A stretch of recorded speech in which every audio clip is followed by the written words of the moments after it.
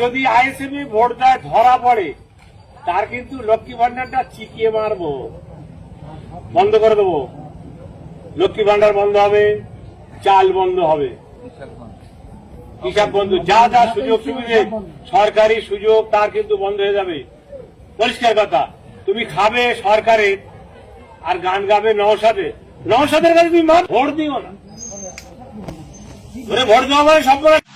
আমি ফজলে করিম বলছি, আমার বাড়ি ভাঙড় রানগঞ্জ বড়ালি গ্রামে 236 নম্বর বুথের আমি পঞ্চায়েত সদস্য তৃণমূলের।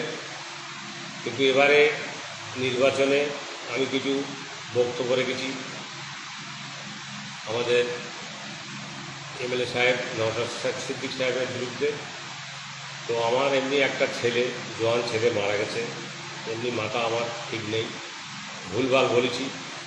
তার জন্যে আমি নওশাদ সিদ্দিক সাহেব আমাদের এমএলএ এবং আব্বাস ভাইজানের কাছে আমি ক্ষমা চাইছি। আমার বয়স হয়েছে, আমি অসুস্থ মানুষ, আমাকে ক্ষমা করে দেওয়া হোক।